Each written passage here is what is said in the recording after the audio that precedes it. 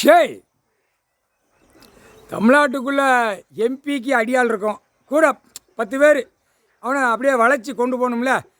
எம்எல்ஏவுக்கு இருக்கும், பஞ்சாயத்து போட்டு வார்டுலேயும் இருக்கும். இருக்குன்னா அவனுக்கு சுற்றி ஒரு கோடி கையில் வந்துச்சுன்னா 10 பேரை தூக்கிட்டே அலைவான். கோர்ட்டு பிராந்தியை கொடுத்து ரோரை ஆடிக்கிட்டே போவான். ரோரை ஆட்டினோடனே இந்த இடத்த எழுதலாமா, அந்த இடத்த எழுதலாமா, அந்த இடத்த போட்டுடாமா, இந்த இடத்த அப்படியே தாசில்தார் விவோ கலெக்டர் வரைக்கும் பெண் ஆணுக்கு கோர்ட்டு மதுகளை கொடுப்பான். இரண்டையும் ஜாயிண்ட் பண்ணுவான். லார்ச்சில் தங்குவாங்க. இதை சொல்லி இந்த பேய்களுக்கு புரியா. அடுத்து எம்பி மந்திரிக்கெல்லாம் ஏன்ப்பா 10-100 பேர் இருப்பான், வளைச்சியே நிற்பான். அப்படியே 2 கையை தூக்கி காலை 2 தூக்கி நக்கி கொண்டே வரையில் எல்லாவனுக்கு இவனை பார்த்து கும்பிடுவான். எப்படி மந்திரி புரியாடா? இல்லை நான் கும்பிட்டு நிற்கேன். யார் தெரியுமா? கடவுளை பார்த்து கும்பிட்டு நிற்கேன். தப்பு செஞ்சிட்டேன், தப்புக்கு தண்டனை நான் கொடுக்கல. விஷ்ணுவை பேசுகிறேன்டா புரியுதா? லிங்கத்தில் உட்காந்துருக்காரு, நான் கையெடுத்து கும்பிட்டு நிற்கேன். மானிட கும்பிடாமல் தலையை நிமிந்து அந்த பேப்பரை வச்சு நிமிந்து போகிறேன். தமிழ்நாட்டில் அரசியல்வாதி பூரா நிமிந்து போகிறான். டெல்லியில் அதை விட நிமிந்து எதிர்த்து அடித்து பார்க்கான் அந்த பேப்பரை விட்டு. இப்போ எதிர்த்து அடிப்பார். எப்படி அடிக்கணும்னு அவர் தான் பார்ப்பார்.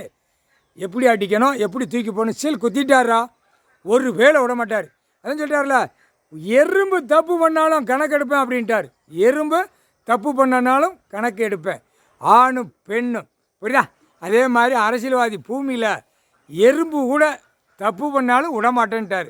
வரிசைக்கு அள்ளி அழைச்சி தூக்கி அணைச்சி தூக்கி கொக்கி போட்டு மேலே மர தூக்குவேன் அப்படின்ட்டார். விடமாட்டாரா?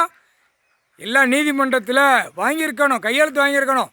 என்னென்ன தொழிற்சாலை போடுதான், என்னென்ன போடுதான் அனைத்து உள்ள பூரா கோர்ட்டில் கையெழுத்தை வாங்கலை.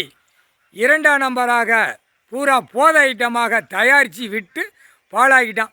ஏண்டா டாஸ்மார்க்கு இன்னும் அது இன்னும் முடியலை. அது இப்போ எப்படி எழுத்து கொண்டு போய் எப்படி நீதிமன்ற கோர்ட்டு எப்படி சட்டுன்னு ஒரு அரை மூடுறா உள்ளே தூக்கி போடுறா அப்படின்னு வந்தால நீதிமன்ற கோர்ட்டு இதுக்கு பெட்டிஷன், இதுக்கு வழக்கு, இதுக்கு ஓட்டி நாசம் பண்ணுதானா? வழக்கறிஞர்கள் விட்டு பெட்டிஷனை போட்டு நாசம் பண்ணுதானா? அதுதான் சீலை குத்திட்டார். வழக்கறிஞர்கள் பூரா ஒவ்வொரு நீதிமன்றத்திலையும் கணக்கு போட்ட கணக்கை பார்த்துக்கோ, தெளிவாக பார்த்துக்கோ. பார்க்காம உட்காந்து விளையாட்டுக்கு விளையாடுதாருன்னு நினைக்கக்கூடாது. கடவுள் பூமியில் எங்கேயா ஒரு ஓரத்தில் உட்காந்து கணக்கு போடுவார், எங்கேயா ஒரு ஓரத்தில். அவருடைய கணக்கு அதுதான். ஆனால் தப்புக்கு கணக்கு விட்டுக்கிட்டு இருக்கார்.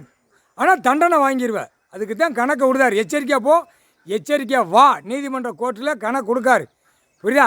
எங்கேனாலும் உலகத்தில் எங்கேனாலும் ஒரு இம்மி இடத்துல உட்காந்து கூட கணக்கு விட்டுக்கிட்டு இருக்காரு. அதையும் பார்த்துக்கோ. கைலாசத்துலேருந்து போட்டுக்கிட்டு இருக்காரு. கைலாசம் புரிஞ்சு நடை, தெரிஞ்சு நடை. முக்கால் சத்தியம் சீல் குத்திட்டாரா. இடத்துக்கு சம்மந்தப்பட்ட அத்தனையும் உள்ள வரையில் இவர் சீல் குத்துவார். இவர் சீல் குத்துனவுடனே அனைத்து சோழி முடிஞ்சு போயிடுவான், உள்ளே போயிடுவான்.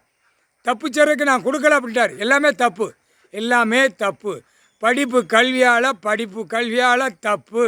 திரிச்சிட்டான், மூளையை திரிச்சிட்டான்.